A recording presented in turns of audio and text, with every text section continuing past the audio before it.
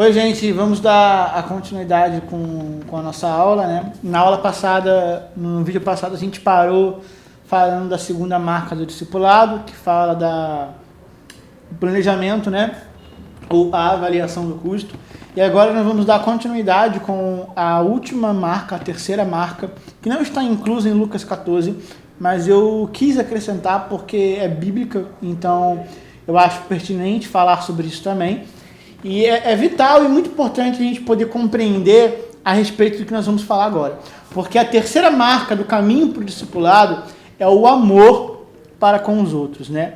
Vocês vão entender como que o amor para com o próximo ele é vital para a vida de discipulado, para que você entenda de forma simples e clara que é isso que Deus quer que você faça. Examine, por exemplo, a famosa cena com o baixinho Zaqueu, né? Ele está cobrando impostos para Roma. Ele era cobrador de impostos, né, Zaqueu?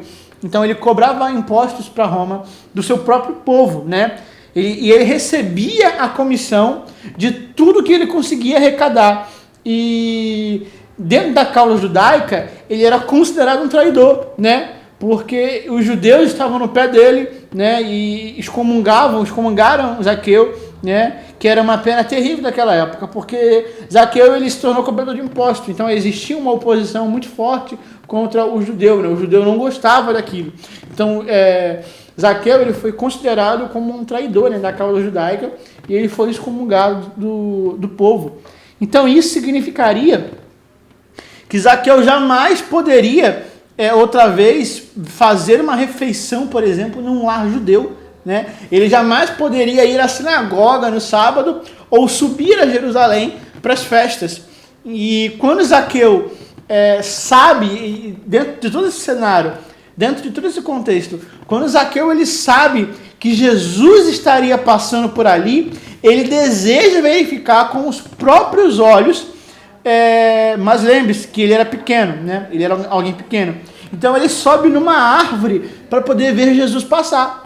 Quando Zaqueu ele sabe que Jesus iria passar, ele fica atônito com aquilo, e ele decide subir numa árvore por ser pequeno, porque senão ele não conseguiria alcançar dentro do seu campo de visão, e ele olha e consegue enxergar dali Jesus. Sendo que quando Jesus está passando, a Bíblia fala que Jesus olha para cima e diz: Zaqueu, desce, que eu quero jantar hoje na sua casa. A questão é que quando Jesus diz isso, quero jantar com você, ele está dizendo mesmo que ele pudesse falar, quero fazer hoje uma amizade com você. Porque como Zaqueu não estava mais dentro de um direito de estar junto com os judeus, né, de estar numa refeição de um lar judeu, né, de participar da sinagoga ou das festas em Jerusalém, aquela frase vindo de um judeu, vindo de Jesus, para ele era muito importante. Ele meio que não entende a situação e ele fica atônito com o que Jesus diz, quando Jesus diz: Zaqueu, desce, porque hoje eu quero jantar em sua casa. A questão é que todo o restante naquela comunidade judaica, cheia de justiça própria e julgadora, foi mais e mais fundo no isolamento com Zaqueu, né? Decidiram aturar Zaqueu do jeito que ele era, e as pessoas estavam excluindo, sendo que Jesus olha para Zaqueu e fala: hoje eu vou jantar com você. E esse jantar com você era o mesmo que ele estivesse dizendo: hoje eu quero fazer amizade com você. Porque Jesus olhou para ele e acreditou naquilo em que ele poderia se tornar. Por isso o convidou para jantar. Jesus não somente olhava para Zaqueu e olhava para quem ele era naquele momento. O maior intuito do olhar de Jesus, né, e o olhar do discipulado é ele. O olhar do discipulado ele é esse. Não é olhar para a pessoa pelo que ela é pelo que ela pode se tornar. Então, esse foi o olhar de Jesus. Eu sei que todo mundo está te excluindo. Eu sei que todos estão te excomungando. Eu sei que todos estão se afastando de você, mas eu quero me aproximar. Isso é discipulado. Eu quero estar junto com você. Hoje eu vou comer na sua casa. Amém? Então, Zaqueu ele dá um salto da árvore de entusiasmo, como eu falei anteriormente nos vídeos passados, falando para você da diferença de Zaqueu e de jovem rico, lembra? Mas Zaqueu ele dá um salto da árvore, sabe? Esses sentimentos que estavam secos haviam anos em seu coração, de repente começavam a jorrar, fervilhar e converter todo o seu ser, Sabe? É como se Jesus estivesse dizendo para mim e para você, porque essa é a forma que o discipulado te enxerga. É como se estivesse dizendo, eu te chamo pelo que você é, porque eu acredito em quem você vai ser. Essa é a maior visão do discipulado. Eu acredito em quem você é, eu te chamo pelo que você é, porque eu acredito em quem você vai ser. Eu chamo pelas pessoas pelo que elas são, porque eu acredito no que elas vão se tornar. Essa é a forma que Jesus enxergava e é por isso que ele chama Zaqueu, sabe? Porque o amor, ele é uma resposta a uma crise na vida da pessoa. Tem pessoas que estão vivendo crise, estão vivendo situações críticas e o amor é uma resposta em meio à crise. O amor, ele é uma resposta em meio ao caos. O discipulado me faz amar os outros, me faz me colocar no lugar dos outros, me faz ter empatia pelas pessoas. O amor é uma resposta suficiente. O amor, ele é uma resposta satisfatória. Sempre que a palavra crise ela é usada no Novo Testamento grego, ela é traduzida em inglês por juízo ou julgamento, né? Exatamente isso que vocês estão ouvindo, juízo. O amor, ele é uma resposta que eu dou a um momento decisivo na vida de um irmão ou irmã. Quer eu responda ou não, eu estou exercendo um juízo. Zaqueu, ele precisava, em meio à crise que ele passava, ele precisava de uma resposta. E Jesus dá uma resposta. Hoje eu vou jantar na sua casa. Hoje eu quero comer com você. Então, o amor, ele é uma resposta que eu dou de uma forma decisiva na vida que o outro está passando, em meio à crise, sabe? Então, quer eu responda e quer não responda, né? Quer eu exerça a minha função, eu assumo a posição, ou quer eu seja omisso, eu estou exercendo um juízo na vida da pessoa, sabe? Porque mesmo que você se omita, né? A omissão, ela continua sendo um juízo. Né? Porque tem pessoas que esperam uma resposta sua. Às vezes você passa por elas e você não faz nada. Você sabe que a pessoa precisa de você. Você sabe que você tem uma palavra que você pode mudar, mas às vezes porque você é omisso, você deixa de falar. E a sua omissão, ela pode gerar um juízo na vida do outro. Então, quantas palavras que você já pôde liberar sobre alguém, que você omitiu essas palavras, sabe, poderiam ter mudado situações, poderiam ter mudado crises que umas pessoas estão vivendo, estão enfrentando, sabe? A pergunta que eu quero fazer para você nesse momento é a seguinte: há um Zaqueu na sua vida? Né? O discipulado vai te fazer olhar para o Zaqueu, né? Para os Zaqueus da sua vida, para aqueles que são excluídos, mas que através de uma vida de discipulado vão ser aproximados de Cristo, né? Você vai chamar pelo que elas são, mas você vai ver o que elas podem se tornar através disso, sabe? Você geralmente costuma cuidar de pessoas que todos desistiram dela. Jesus disse que é justamente esse, né, amor é o critério, é a única forma, é o padrão do discipulado para nós. O amor, ele é o critério, o amor, ele é a forma, o amor, ele é o padrão do discipulado, sabe? Ele disse que ele disse na sua palavra que você será identificado como discípulo não por frequentar a igreja ou carregar sua Bíblia ou entoar louvores. Não, você vai ser identificado como pertencente a Ele por apenas um sinal, o respeito profundo e delicado de uns para com os outros. Você não é reconhecido pelo discípulo porque você vai para a igreja ou porque você vai para uma conferência. Nem porque você canta da melhor maneira possível, ou porque você é uma pessoa super eloquente, ou pelo conhecimento que você tem. Você demonstra ser discípulo pelo quanto você tem respeito e amor para com os outros, pelo quanto você exercita o amor em meio à crise, pelo quanto você oferece amor em meio ao caos do outro, sabe? Então, qual é o sinal por excelência do verdadeiro discipulado, né? À noite antes de Jesus morrer, ele não deixou nenhuma dúvida na mente de qualquer pessoa, porque lá em João 13, do 34 ao 35, ele vai nos dar essa resposta, onde ele diz: um novo mandamento lhes dou, amem-se uns aos outros, como eu os amei. Vocês devem amar-se uns aos outros. Com isso, todos saberão que vocês são meus discípulos, se vocês amarem uns aos outros. Ou seja, como que nós somos reconhecidos como discípulos? Quando nós amamos uns aos outros, quando exercitamos o amor para com o outro. Amém? Sabe, o apóstolo Paulo, ele compreendeu a mente de Jesus mais do que qualquer outra pessoa. Ele resume a compreensão da mensagem de Jesus quando escreve Gálatas 5,6. né? Quando ele fala, porque em Cristo Jesus nem circuncisão, nem incircuncisão tem efeito algum, mas sim a fé que atua pelo amor. A nossa fé, ela é operada pelo amor. Então, o discipulado tem o amor como base da nossa vida, né? Nós precisamos exercitar o amor para com o outro. Então, por que consideramos sem pertinência o critério de Jesus para o verdadeiro discipulado?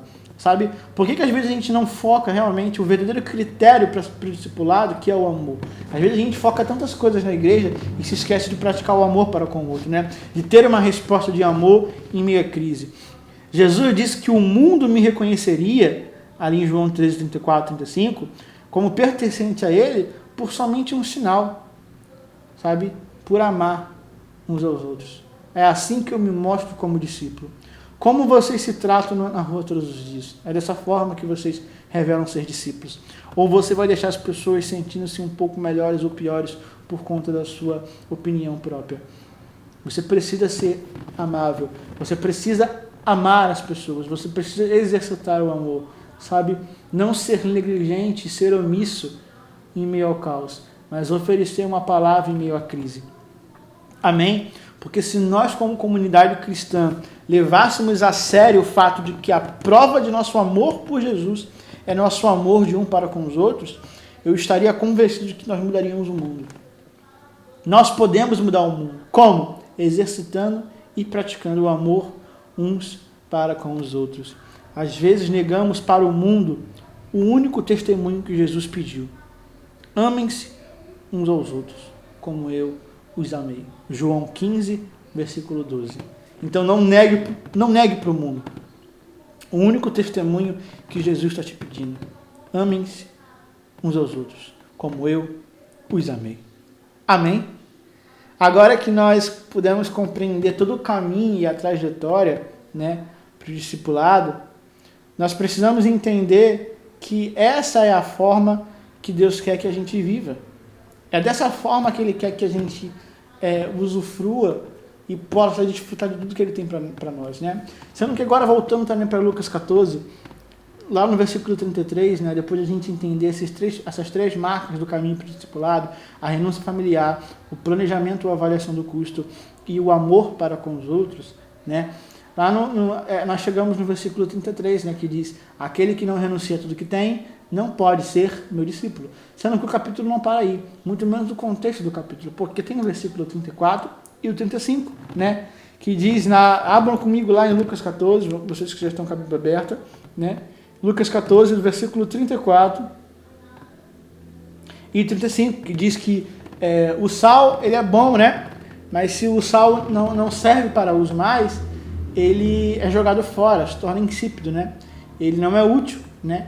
E a Bíblia fala que aquele que tem ouvidos, ouça o que o Espírito de Deus diz à igreja. Então, a Bíblia é bem clara em mostrar, e do nada Jesus vai entrar num assunto para falar sobre sal, né? Quando você vê o contexto dele falando sobre discipulados, do nada, né? No versículo 34 ele começa a falar sobre o sal é bom, né?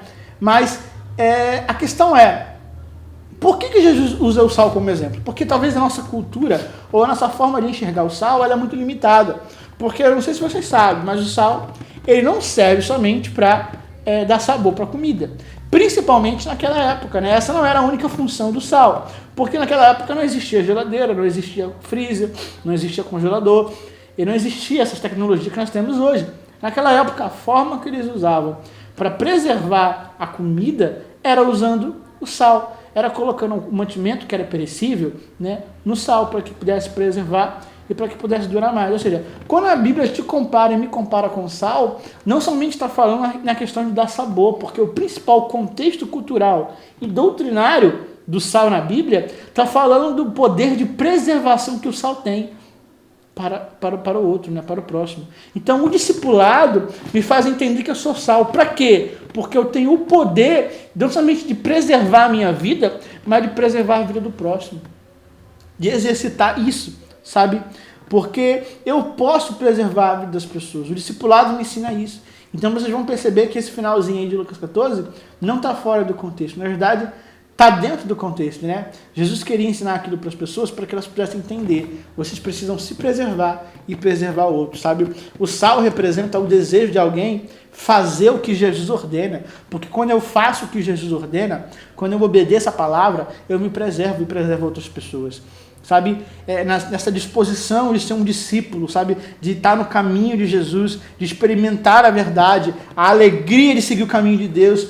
Essa é a vontade que a gente deve ter para que a gente possa ser preservado, para que a gente possa viver, né, tudo aquilo que Deus tem para nós, porque a vida que Deus nos dá, ela é abundante, né, deve ser plena e não repetitiva. Deus quer que a gente viva algo novo, algo lindo, algo poderoso, algo promissor. Glória a Deus por isso. Então, depois de tudo aquilo que foi apresentado nessa matéria, depois de todo o contexto, de tudo aquilo que eu vim falando com vocês, nós vamos agora entrar praticamente na parte final da matéria, o último tópico da matéria, né? Nós vamos entrar para falar sobre os princípios do discipulado. Agora que vocês foram levantados como discípulos, agora que vocês entenderam cada realidade do que é ser discípulo, vocês compreenderam sobre o propósito eterno, vocês compreenderam de ser amado e agradável, entenderam que discipulado é comunhão, entenderam que discipulado é um lugar de descanso, né? E compreenderam o lugar da habitação, compreenderam o preço do discipulado, compreenderam as marcas do caminho para o discipulado. Agora sim vocês vão poder entender os princípios do discipulado. Anote aí. Agora é para que você entenda como que eu lidero pessoas, como que eu levanto pessoas, como que eu capacito pessoas através daquilo que Deus colocou sobre a minha vida. Talvez né, quando eu começo a falar sobre isso, porque a primeira ordem, né, o primeiro princípio do discipulado é entender que é uma ordem do Senhor Jesus. Né? Esse é o primeiro princípio, anota aí. O primeiro princípio é porque o discipulado é uma ordem do Senhor Jesus. Mateus 28, versículo 19. Então, talvez a tarefa mais memorável dada por Jesus esteja no fim do Evangelho de Mateus.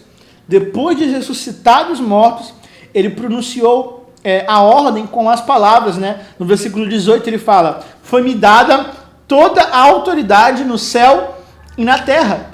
Ninguém em sã consciência ignoraria as seguintes palavras da boca de Jesus.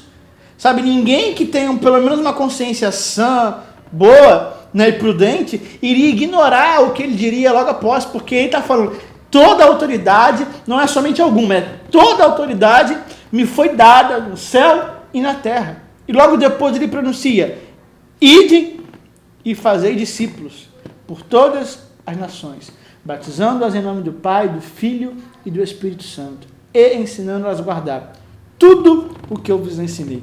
Então, Jesus queria seguidores de todas as nações da terra. Portanto, ordenou que os seus discípulos os alcançassem e treinassem. E foi exatamente o que fizeram. Mas este trabalho ainda não terminou. Então, essa é uma ordem do Senhor Jesus. Então, esse é o primeiro princípio que a gente precisa entender. Porque, por exemplo, o nascimento da igreja, ele é narrado em Atos 2, né? Quando 13 mil pessoas se convertem. E existem estimativas que por volta do ano 100 depois de Cristo, havia 25 mil seguidores de Jesus, né? E por volta do ano 350 depois de Cristo, as estimativas apontavam para mais de 30 milhões de seguidores. E como pode a igreja crescer dessa maneira, né? De uma velocidade incrível, principalmente e especialmente sob uma perseguição que eles enfrentavam. A igreja cresceu de uma maneira exorbitante. Existe um crescimento exponencial que a igreja produz, né, que é alarmante, né, é muito incrível, né? Então você percebe que eles crescem principalmente sob a perseguição que a igreja vive, né? Os primeiros seguidores entenderam a sua obrigação de fazer discípulos. Essa é a questão vital. Nós vemos a mesma mentalidade na igreja da China, por exemplo, né? Portanto, não deveríamos nos surpreender por ver os mesmos resultados. Porque, por exemplo, a China, ela registra 1 milhão de seguidores lá em 1950, né? E em 1992, a agência governamental de estatística contabilizava 75 milhões de cristãos na China, né? E é tão impossível crer que os cristãos possam ter a mesma mentalidade de discipulado e experimentar o mesmo tipo de reavivamento no Brasil. Não, vocês podem viver isso, sabe? Sobre cada perseguição que a gente enfrenta, cada perseguição que a gente vive, você pode viver à altura daquilo que Deus preparou. Assim como o pessoal na China viveu, assim como a igreja de Atos viveu, nós podemos crescer de forma exorbitante. Somente quando a gente compreender a importância de ser seguidor de Jesus, de entender as obrigações que um discípulo deve ter. Amém? Porque a China, se você não sabe, é um país comunista. É um país que lá o cristianismo é perseguido. É um país ateísta. E existem mais de 75 milhões de cristãos. Isso foi um resultado de 1992. Imagina de hoje. Vocês estão compreendendo a altura e a profundidade disso? A verdade que existe nessa realidade que nós estamos falando? Amém? Então a primeira coisa que a gente precisa entender é isso. Amém? Para que a gente possa continuar avançando, continuar crendo e continuar evidenciando. Porque a primeira coisa que podemos reconhecer é que o próprio Jesus fez discípulos. Ele praticou o discipulado. E depois de ter feito isso através do exemplo, né? Porque a ordem não era apenas que se pregasse o evangelho. A palavra discípulo, por exemplo, ela aparece mais de 260 vezes no Novo Testamento. A ordem não era apenas que pregasse o evangelho, né? Não é apenas Marcos 16. E de pregar o evangelho a toda criatura. Não, Mateus 28, 19 completa isso. E também fazer discípulos. Porque a preocupação não era somente pregar o evangelho. O discipulado fala de um acompanhamento, né? A vida cristã, ela é mais que a decisão inicial de seguir Jesus. A porta é a experiência de entrada, né? O caminho, a salvação. A pregação é a experiência de entrada, é a porta. Agora, existe um caminho, e esse processo é onde o discipulado está, né? Porque o alvo é Cristo, o alvo é a glória, mas o caminho aqui na terra é o discipulado, é o acompanhamento, porque o caminho é o processo para tudo. O discipulado, ele é o preparo durante o caminho, sabe? Não há crescimento saudável na igreja se não existe discipulado. O discipulado é o que me faz crescer de maneira saudável. Amém? Então Jesus, ele foi o maior exemplo para nós, porque ele praticou o discipulado. Sabe? E depois de ter feito isso através do exemplo, como eu falei para vocês. Jesus foi o maior exemplo, porque ele levanta 12 discípulos, 12 apóstolos, lidera, acompanha, não somente 12, também tinha mais 70 que o seguiam. E Jesus foi um exemplo para nós. Por isso que Jesus, antes de discipular, ele foi um discípulo. Ele passou 30 anos aprendendo com o Pai. Então você foi levantado para que agora você não somente pregue para as pessoas, não basta somente no apelo. O apelo não salva ninguém, não muda ninguém. Nós precisamos viver discipulado para acompanhar as pessoas. Cumprir, entender que é uma ordem de Jesus. E como eu falei anteriormente, ele não nos dá uma ordem sem nos apontar o caminho, sem nos mostrar o caminho. E eu te mostrei. Eu mostrei para vocês qual era o caminho do discipulado.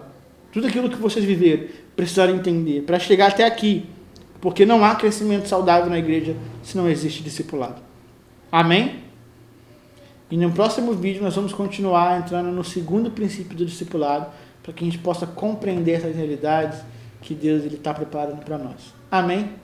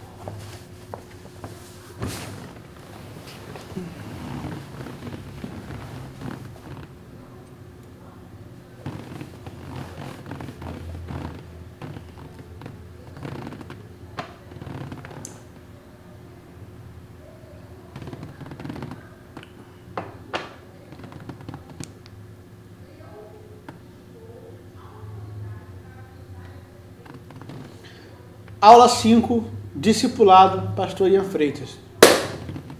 Continuando a matéria que nós estamos falando, né, continuando o assunto sobre os princípios do discipulado, nós entendemos, né, que no último vídeo, falando a respeito do primeiro princípio, que é uma ordem do Senhor Jesus, e agora nós vamos partir para o segundo princípio do discipulado, que é que o discipulado ele é cumprido pela igreja. Anote aí, o discipulado ele é cumprido pela igreja. Paulo e Barnabé, por exemplo, na viagem missionária, lá em Atos capítulo 14, versículo 21, onde a Bíblia vai dizer assim: e tendo anunciado o evangelho naquela cidade, e feito muitos discípulos, voltaram para Listra, Icônio e Antioquia. Repare que a Bíblia fala, e anunciado o evangelho naquela cidade, e feito muitos discípulos. Ou seja, eles não somente anunciaram o evangelho, mas também fizeram. Lembra que no princípio anterior eu falei que é uma ordem de Jesus, o discipulado não se consiste apenas na pregação inicial, mas no acompanhamento, é ali onde o discipulado acontece. Então a igreja, esse é o segundo princípio, a igreja cumpre isso. Paulo cumpre aqui em Atos 14, 21. Eles anunciam a palavra, mas também fazem discípulos. Essas duas atividades, elas são essenciais para o discipulado. Anunciar a palavra é uma parte da tarefa. Fazer discípulos é a continuação, né? É o acompanhamento. Não para no anunciar. Eu preciso fazer discípulos. Até porque não é uma ordem só para pastor, só para evangelista, só para apóstolo. Não, a Bíblia não fala ide pastores ou ide evangelistas. Fala ide e fazei. Está falando para todos.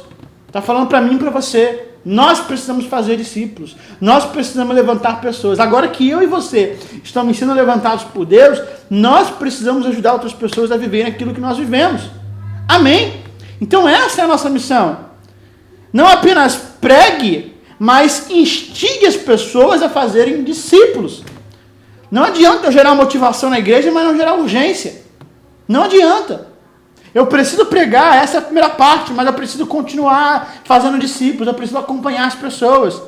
Não adianta eu pregar e não instigar as pessoas a fazerem discípulos, porque senão de nada vale, de nada acontece.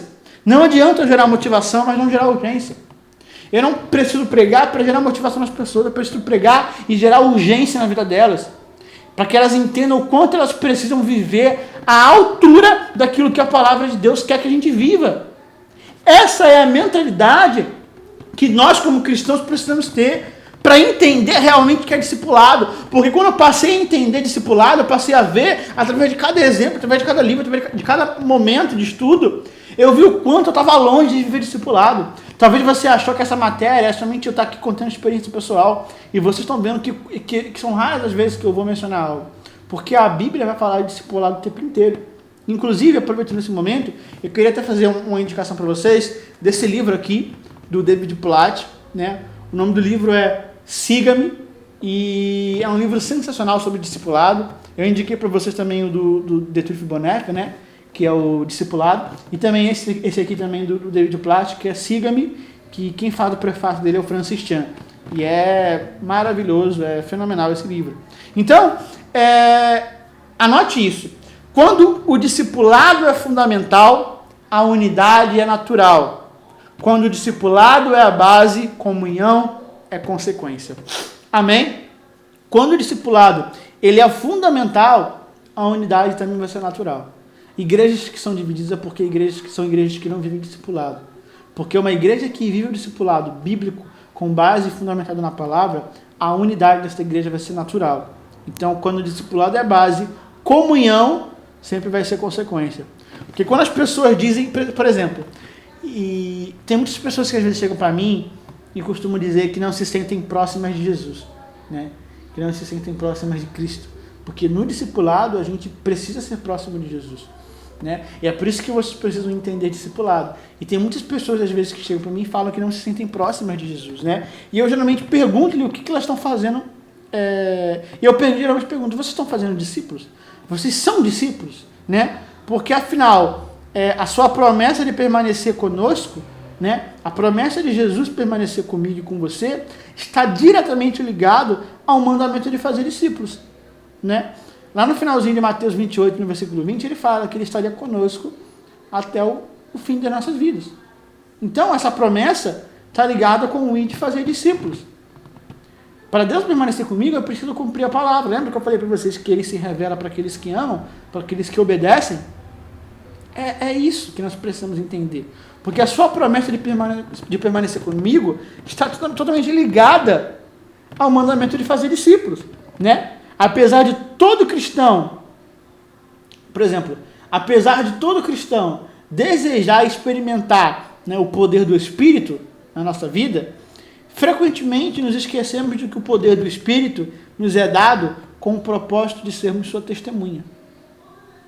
Deus não te deu um poder, Deus não deu o poder do Espírito para você fazer o que quer, para você se vangloriar, para você aparecer, ou para você chamar a atenção.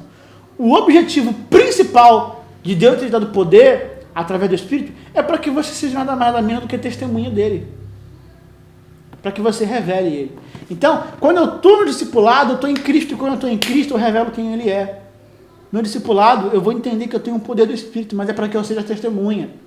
Não é para mim, não é para me mostrar, é para revelar quem Ele é. Atos 1:8 fala, ficarem em Jerusalém até serem revestidos de poder, para que sejam minhas testemunhas em toda Jerusalém, Judeia, Samaria e até os confins da terra. Então, o propósito de ser revestido de poder não é para aparecer. O propósito de ser revestido de poder é para ser testemunha, para que as pessoas vejam Jesus em você.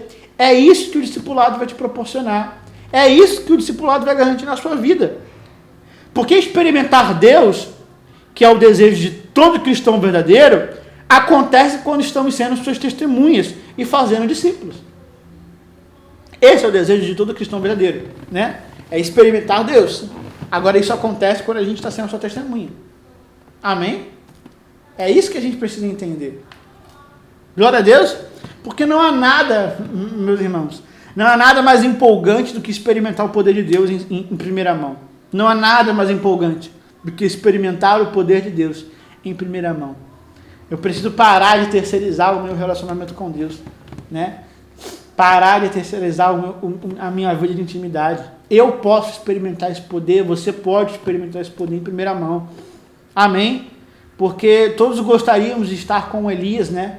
Quando ele invocou o fogo, de andar com Daniel na cova, de ver Pedro e João curar o paralítico, de ver Moisés abrindo o mar vermelho, de ver Josué e o povo presenciando as muralhas caindo. Nós desejaríamos ver tudo isso, né? Acompanhar. A questão é que, por isso, esses milagres, eles aconteceram quando os servos de Deus, quando esses homens estavam sendo testemunhas, né? Em meio às críticas situações. Em meio ao caos, eles foram testemunhas. Em meio ao caos, eles revelaram o poder. Em meio ao caos, eles revelaram Jesus, eles revelaram Deus. Eles revelaram quem Deus era. Amém? Perdemos a oportunidade de ver o poder de Deus quando a gente se recusa a viver pela fé. O discipulado me faz viver pela fé, me faz ser bíblico. Eu perco a oportunidade de ver o poder de Deus, de presenciar, de ser uma testemunha ocular e de revelar Jesus quando eu negligencio isso. Amém? Nós perdemos a oportunidade de experimentar Cristo quando não falamos dele, quando não vivemos discipulado. O mais triste é que nós poderíamos experimentar Deus, mas em vez disso, experimentamos a culpa, sabe? Porque o nosso medo de segui-lo, sabe, ao longo de uma vida de formação de discípulos, faz com que sintamos desapontados conosco mesmos. Pior do que o mais triste, é porque a gente poderia experimentar o poder de Deus. Agora, o mais triste que isso é quando você se permite experimentar somente a culpa na sua vida. Não permita que isso aconteça. Sabe, às vezes você pode achar que viver e seguir o discipulado, ser discípulo, fazer o que Jesus quer, cumprir a ordem, é algo difícil. Né? Às vezes você fala, caraca, às vezes parece que é um peso, mas não é. Porque a Bíblia te garante que o fardo é leve e o jugo é suave. Vocês entendem o que significa jugo? Vocês não compreendem? Imagina a figura de 2 bois, porque quando a Bíblia usa a expressão de jugo, ela está falando dentro de uma cultura. Na cultura, por exemplo, o jugo era algo que 2 bois usavam para carregar uma carroça. E para esses bois usarem, eles precisavam ser da mesma estatura, ter o mesmo porte físico. Para quê? Para que não ficasse pesado somente para um, para que existisse um equilíbrio, para que os dois suportassem aquilo ali e pudessem caminhar de forma leve e suave. É por isso que a Bíblia fala sobre o jugo desigual. Você não pode estar com alguém que não tenha o mesmo padrão que você, porque se você está aqui e a pessoa está aqui, olha o jugo desigual. Você vai aguentar mais peso que essa pessoa, então você vai ser mais cobrado, você vai ser mais pressionado. Então, a questão é, imagine a figura de 2 bois sobre um jugo. Agora imagine se você dividindo o seu jugo com Jesus. Quem não iria querer isso? Quem não quer ver uma vida lado a lado com Cristo? Caminhando e pensando com Ele, caminhando e vivendo com Ele, sabe? Isso não seria mais uma honra do que um fardo? Isso não seria mais um privilégio do que um peso? É por você entender que o jugo que você divide hoje no discipulado, em obedecer, em ter uma conduta agradável, é para que você entenda que você divide isso com Cristo, você está junto com Ele, você está vivendo isso com Ele. Amém? Essa é a maior convicção que nós como cristãos precisamos ter. É disso que nós precisamos entender. Porque o nosso foco é cumprir a palavra. O nosso foco é cumprir essa ordem. É entender esse segundo princípio, que ele foi cumprido pela igreja e ele pode ser cumprido por nós. Nós podemos vivenciar, nós podemos ser testemunhas, nós podemos experimentar o poder de Deus, nós podemos viver aquilo que esses homens viveram. Nós podemos, você pode. Você que está me ouvindo, você tem condição. Você tem uma direção de Deus para isso. Você pode, em nome de Jesus. É por isso que a questão aqui, a briga maior, não é ter uma igreja grande, uma igreja pequena, mas é como manter a grande comissão no centro da mente de cada cristão. O nosso maior interesse, o meu maior interesse é manter no centro da sua mente o maior comissionamento, o maior mandamento, que é fazer discípulos, que é viver o que Jesus faz. Amém? É ajudar a igreja a ir além do venha e ouça e evoluir para o vai e fale. Não adianta somente eu ficar pregando aqui, você vem e me ouve, mas você não está indo para falar dessa palavra. Então nós precisamos acordar a igreja e fazer com que ela cumpra essa palavra, que ela faça discípulos, que ela gere e que ela motive e instigue as pessoas a discipularem. É isso que Jesus fez, é isso que ele deixou na Bíblia registrado para nós, e é isso que eu e você precisamos fazer. É ir além do vem e ouça, e ir e partir para o vá. Fale essa palavra. Vocês estão vindo, estão ouvindo, mas não parem nisso. Agora vai e fale essa palavra. Amém? Então agora que nós entendemos o segundo princípio, nós vamos partir para o terceiro. O terceiro princípio do discipulado, anote aí, é fazer e não pegar. O terceiro princípio do discipulado, fazer e não pegar. A Bíblia diz, né? Importante, ide e fazei discípulos. Ela fala, façam discípulos. Amém? Ou seja, é muito mais fácil pegar alguém pronto. Mas a Bíblia não manda você pegar alguém pronto. A Bíblia manda você fazer. Ou seja, fazer, biblicamente, é começar do zero, é partir do zero. É pegar pessoas que, para a sociedade, elas não são nada. Mas você sabe o que elas podem se tornar em Cristo Jesus. É por isso que é ir de fazer. É um processo de construção. Porque é muito mais fácil pegar alguém pronto do que investir em instrução, em discipulado, porque isso leva tempo, dá dor de cabeça, né? Deus não manda você pegar discípulos, Deus manda você fazer discípulos. Sabe, discipulado bíblico e genuíno é fazer pessoas a partir do nada e transformar em pessoas relevantes, como Jesus fez com os 12. Esse é o verdadeiro discipulado genuíno. Esse é o verdadeiro discipulado bíblico. Fazer discípulos. Sabe? Eu sempre falo isso porque desde quando eu comecei a investir em pessoas, eu sempre comecei crendo em quem elas são, sabe? Investindo e acreditando naquilo que elas poderiam se tornar em Jesus.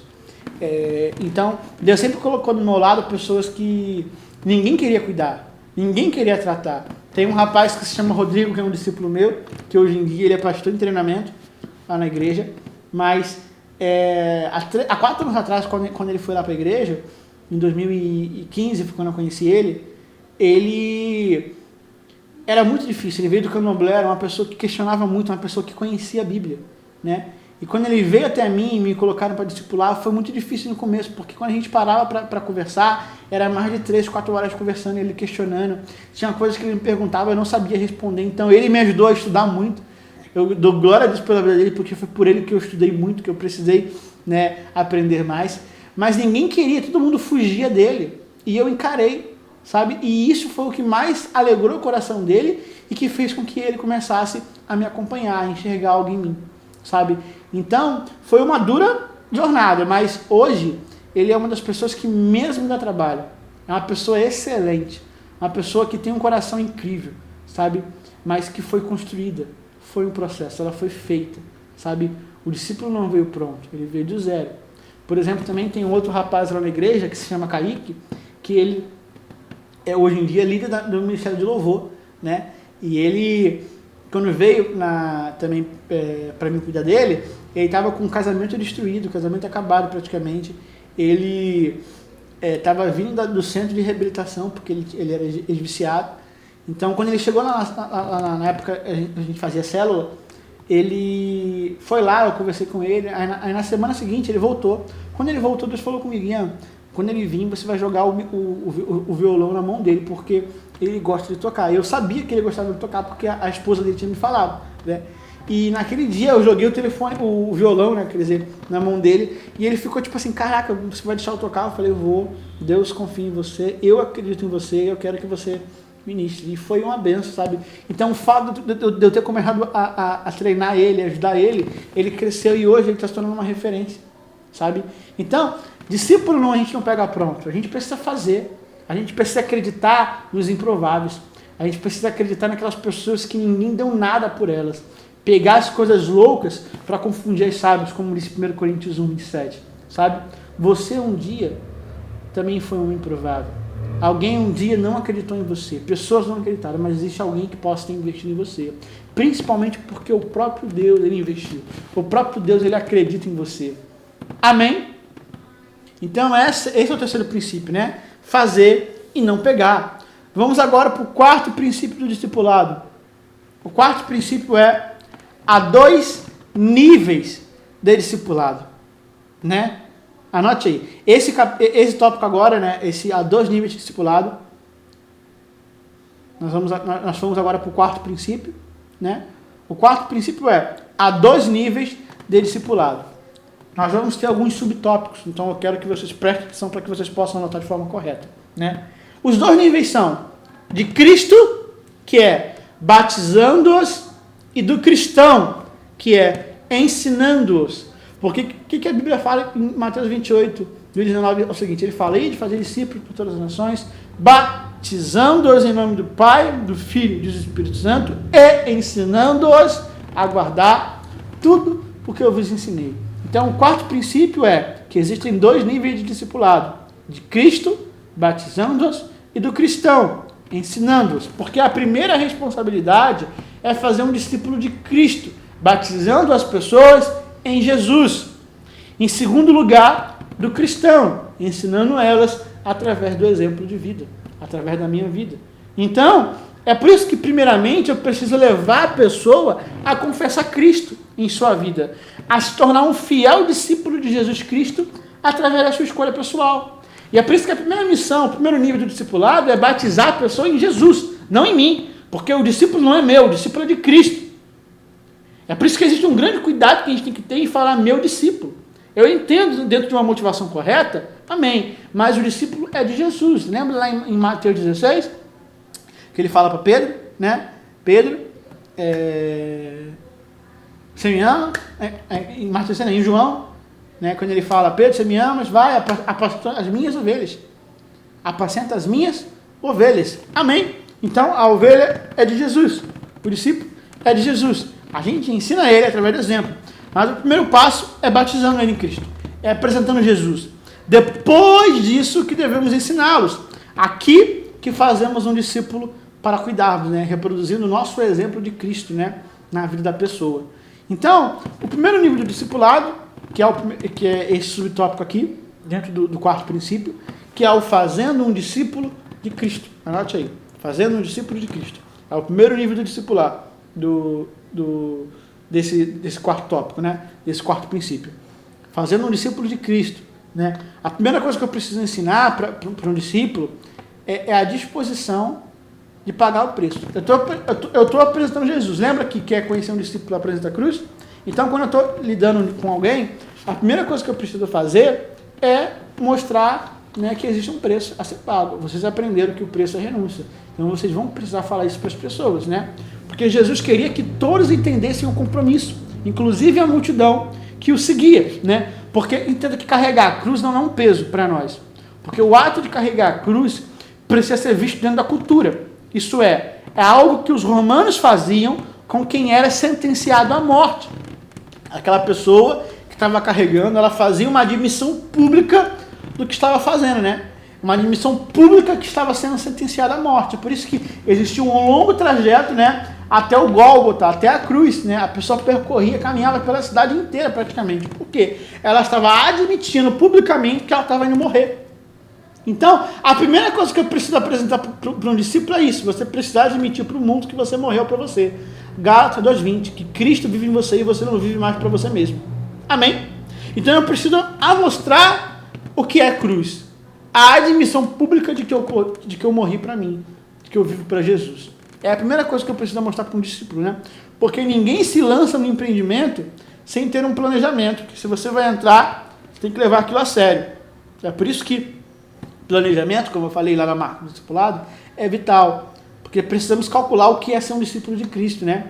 Precisamos levar as pessoas a esse conhecimento e a ter essa consciência. Então, além de eu fazer quando eu estou fazendo um discípulo de Cristo, de eu mostrar a disposição de pagar o preço, eu preciso também demonstrar o compromisso que ela tem que ter com essa aliança, diz aí, discípulo. O compromisso da aliança com o discipulado. Lá em João 6, dos 53 ao 56, vai dizer assim: Jesus, pois, lhes disse: na verdade eu vos digo, que se não comerdes a carne do Filho do Homem, e não beberdes o seu sangue, não tereis vida em vós mesmos. Quem come a minha carne e bebe o meu sangue, tem a vida eterna, e eu ressuscitarei no último dia, porque a minha carne é a verdadeira comida, e o meu sangue, a verdadeira bebida. Quem come minha carne e bebe o sangue, permanece em mim, e eu nele.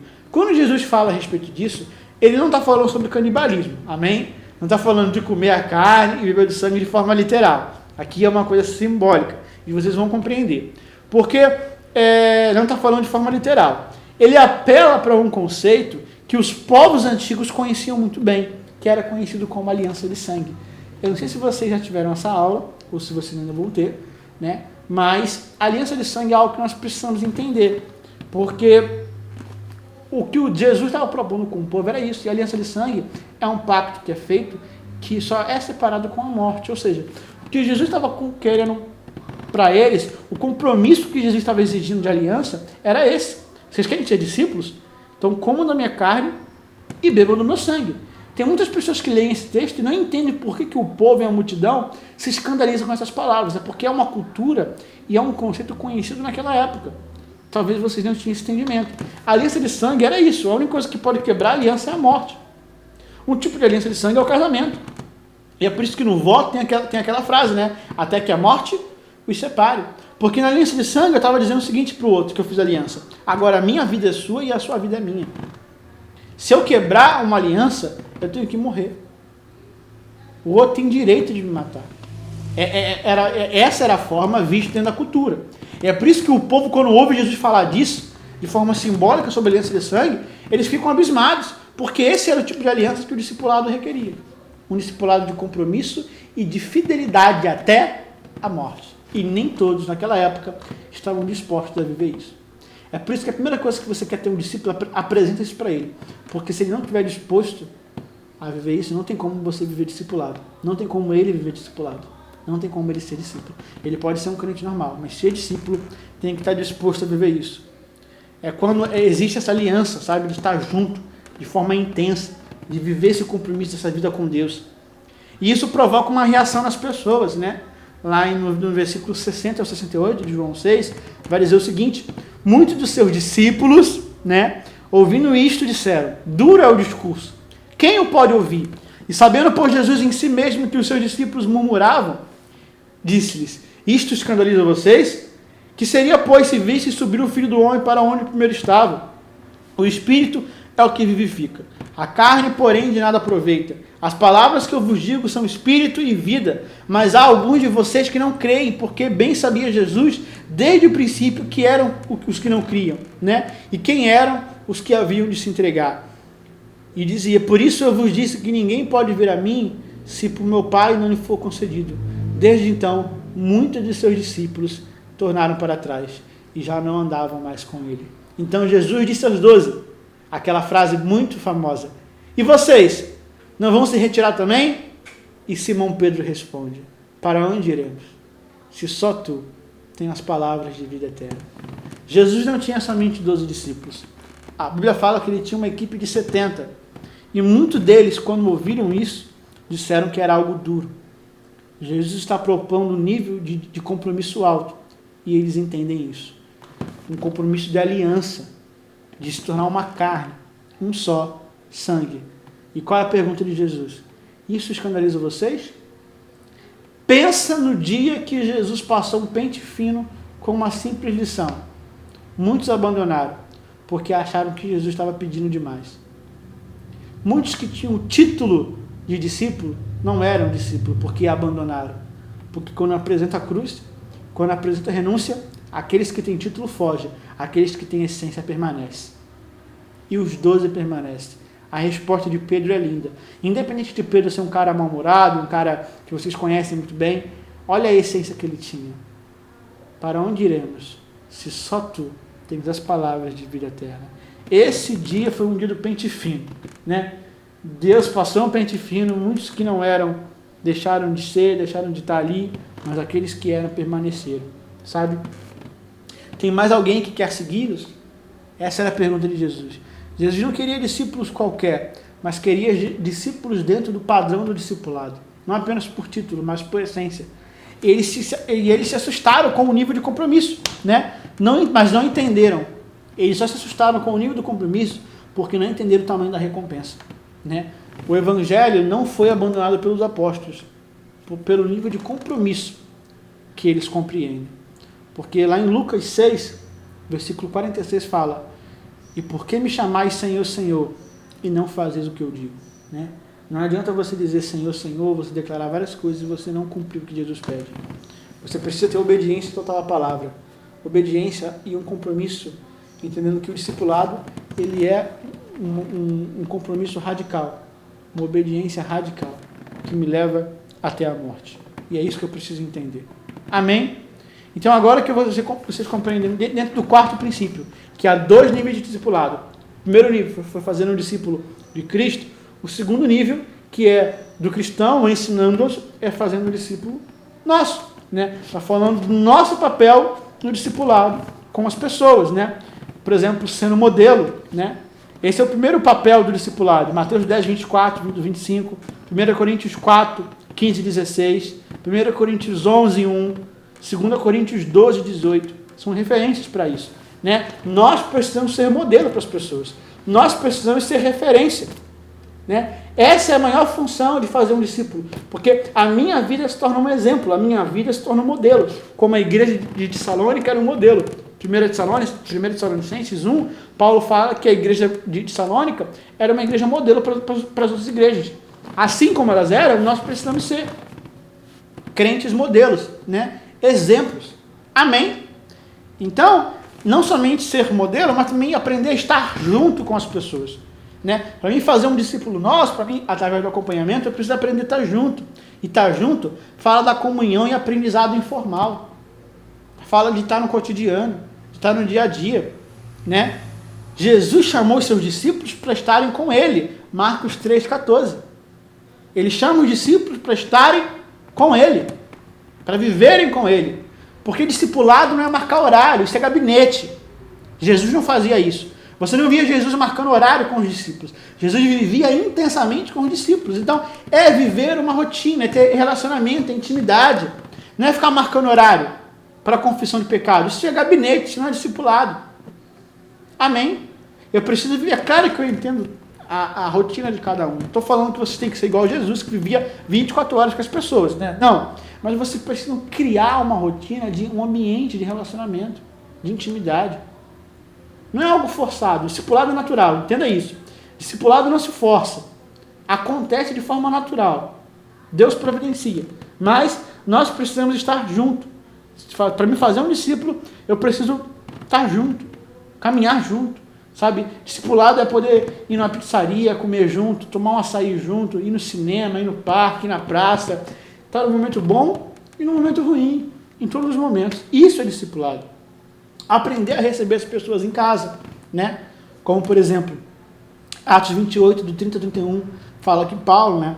Porque para mim fazer um discípulo eu preciso aprender a ser hospitaleiro, né? E entenda, ser hospitaleiro é algo que você pode aprender. Tem pessoas que têm talvez uma prática mais voltada para isso, né? Tem um costume, uma facilidade.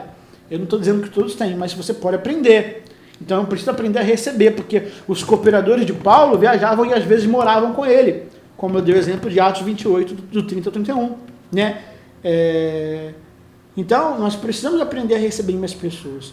Outro exemplo disso, de como fazer um discípulo meu, né, de treinar as pessoas, é não dominar ela. Entenda, você não foi chamado para dominar ninguém.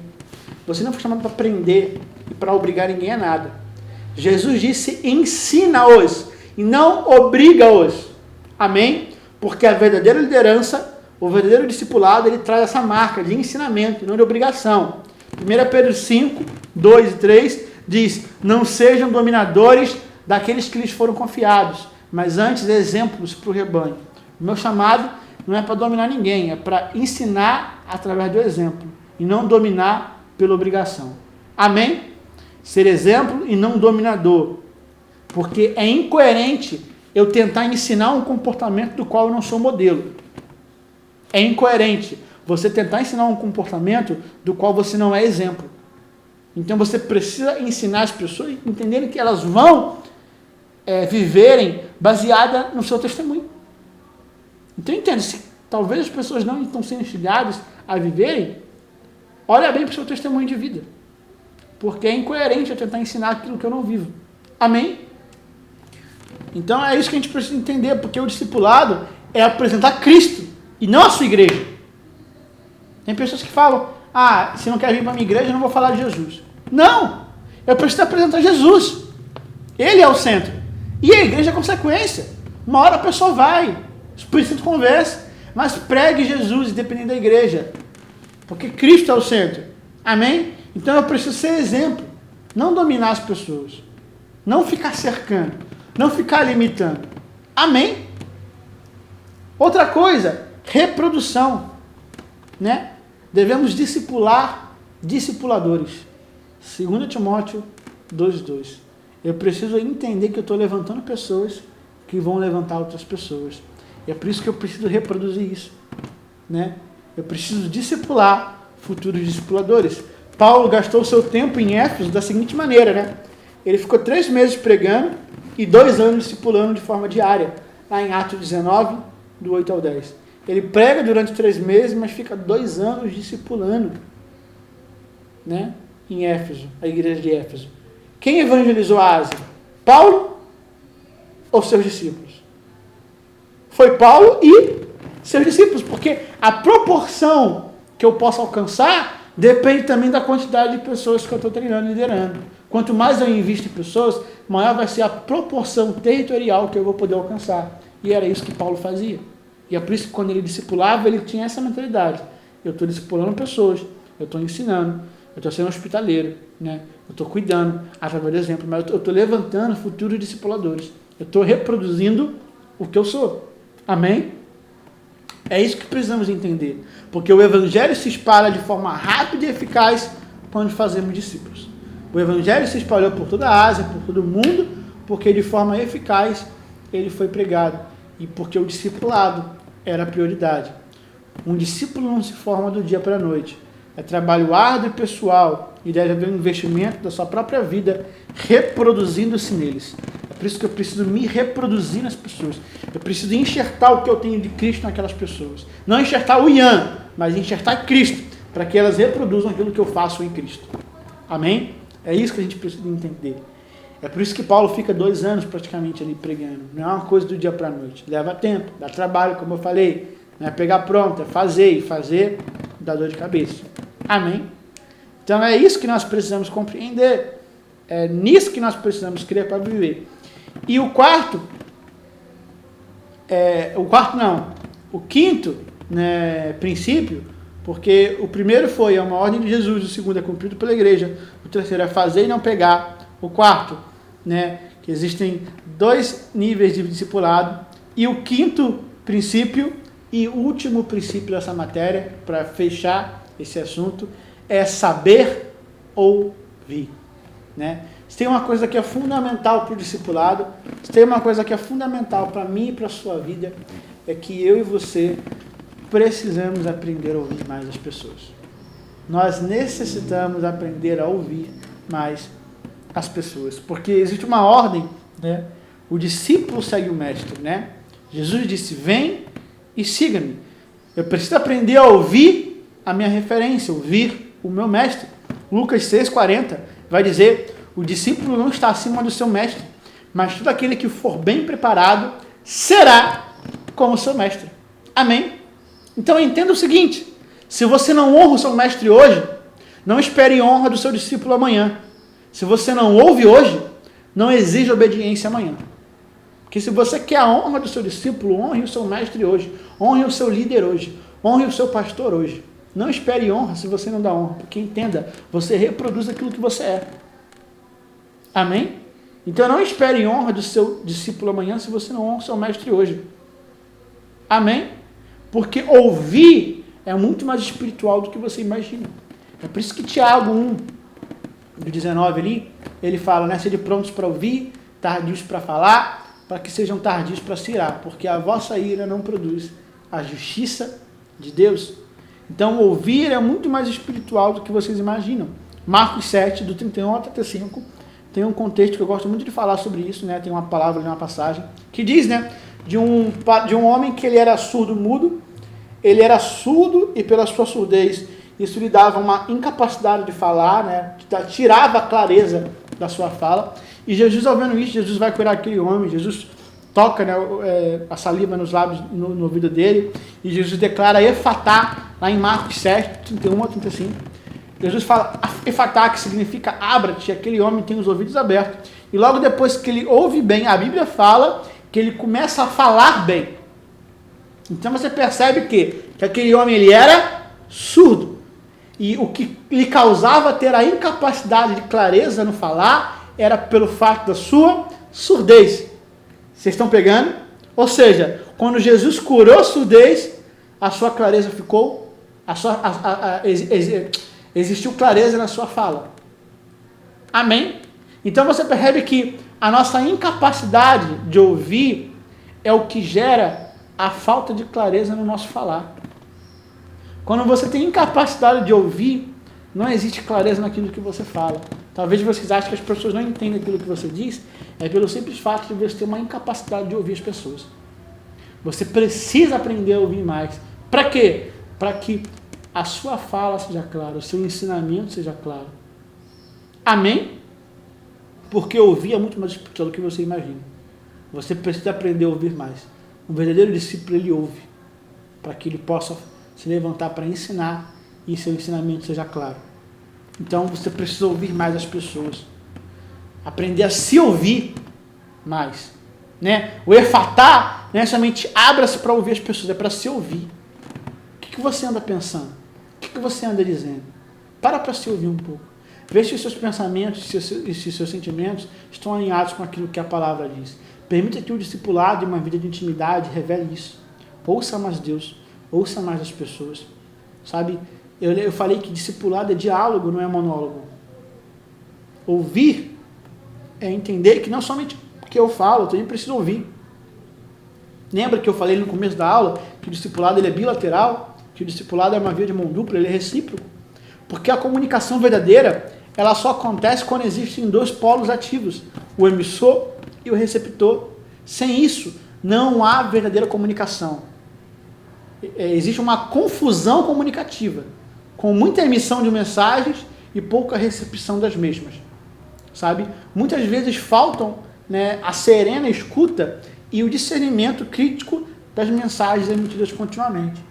Pelo fato, às vezes, de eu falar muito e ouvir pouco, vai existir uma confusão comunicativa, porque o discipulado vai me fazer ouvir mais.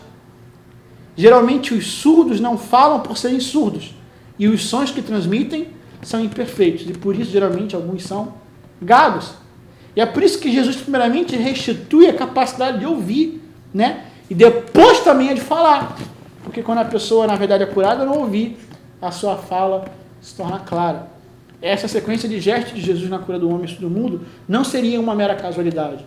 É porque existe uma ordem, existe um princípio. Eu preciso ouvir. Amém? Porque não há verdadeira comunicação se não há escuta. E não há sabedoria no falar sem primeiro escutar. Escutar as pessoas com um desejo sincero de compreender a razão da outra. Sabe? Escutar com paciência, com empatia. Aprender a sentar e ter paciência para ouvir o mestre. A ser corrigido. Para que futuramente você possa levantar e você lidere pessoas que também vão parar para te ouvir quando você for corrigir elas. Amém? Sabe, às vezes a gente não tem tempo, né? Não quer ouvir as pessoas. Temos sempre a resposta pronta, na ponta da língua, sem antes escutar com atenção e sem antes escutar com os ouvidos. Sabe, às vezes a gente sempre tem uma resposta na ponta da língua para aquela pessoa, mas tem pessoas que nem vão prestar a sua resposta. Às vezes elas só querem o seu ouvido. Tem discipulado que eu já fiz, que a pessoa veio, desabafou comigo, sentou comigo e eu não precisei falar um ai. Eu só ouvi ela e dei um abraço. Isso para ela já era o suficiente. Sabe, a coisa mais incrível que você pode dar para a pessoa é o seu tempo. A coisa mais incrível que você pode dar para alguém, para o seu discípulo, é o seu ouvido. Ouça as pessoas. Ouvir é muito mais espiritual do que você imagina. Pessoas que não escutam, não têm sabedoria no que falam. A nossa dificuldade em ouvir os outros nos deixa com dificuldade em falar de forma que as pessoas entendam. Sabe? E as pessoas nem sempre precisam da sua resposta, mas elas sempre precisam da sua atenção. Ouçam mais Deus. Ouçam o que as pessoas têm para falar. Aprenda a ouvir a verdade. Porque ouvir Deus e ouvir as pessoas estabelece relacionamento. O relacionamento, ele é estabelecido pelo diálogo, pela comunicação. E é nisso que o discipulado consiste. Amém? Essa é o que nós precisamos entender. Lá em Êxodo 19:5 fala, Êxodo 19:5, agora, pois, se diligentemente ouvirdes a minha voz e guardardes a minha aliança, então sereis a minha propriedade peculiar entre os povos, porque toda a terra é minha. E vós me sereis um reino sacerdotal e povo santo. Estas são as palavras que falará aos filhos de Israel. Né? Então você vê aqui que Deus está falando, se vocês me ouvirem a minha voz e guardarem a minha aliança, vocês vão entender que vocês são minha propriedade entre os povos. Vocês são um reino sacerdotal, vocês são um povo santo. Né? E é isso que vocês precisam falar para as pessoas. Mas como que eu vou passar se eu não ouço? Como que eu vou transmitir se eu não escuto? Como que vai existir clareza no que eu vou falar para as pessoas se eu não paro para ouvir Deus? Amém? Eu não sei se vocês sabem, mas a primeira parte que era ungida no sacerdote na época era o ouvido. Era a orelha. A orelha direita, depois o polegar da mão direita e o dedão do pé direito. Eram as três partes que eram ungidas. Mas primeiramente era o ouvido, era a orelha. Lembra quando Pedro corta a orelha de Malco? Logo ali no Getsemane? Eu não sei se vocês sabem, mas Malco ele era discípulo de Caifás, do sumo sacerdote. Ele estava sendo preparado para ser um futuro sacerdote. Quando Pedro corta a orelha, estava cortando aquilo que permitiria que ele fosse e exercesse o ministério sacerdotal. Jesus vem, pega a orelha e restaura. Cura aquele homem. Porque a orelha cortada era um sonho morto. Mas Jesus restaura isso de volta. Porque ele entende que aquilo era essencial para que ele pudesse viver o ministério. Ou seja, sem a capacidade de ouvir, a gente está destruído ministerialmente. A gente só tem a capacidade de fluir de forma coerente e eficaz, de viver um discipulado coerente, reto, íntegro e bíblico, quando a gente aprende a ouvir. Porque era a primeira parte ungida. Amém? É isso que a gente precisa entender. É isso que eu preciso compreender. É essa realidade que eu preciso ter na minha vida. É isso que o discipulado vai me proporcionar e te proporcionar. Ouvir é mais espiritual do que você imagina. E eu creio que essa aula tem sido incrível, porque nós precisamos compreender muito mais isso. Amém? E para concluir, eu queria falar com vocês, como Mateus 28:20 fala, né? Jesus encerra o seu mandamento nos confortando. E eu estarei sempre com vocês, até o fim dos tempos. É isso que o discipulado nos proporciona. Entender que Jesus vai estar conosco até o fim das nossas vidas. E nós precisamos ter isso como convicção, como base para tudo que a gente faz. Vocês estão entendendo como que o discipulado ele é fundamental para a nossa vida. Como o discipulado ele é vital para tudo aquilo que a gente faz. Amém? Ele promete acompanhar os seus discípulos até que o serviço esteja concluído. É isto que nos dá paz.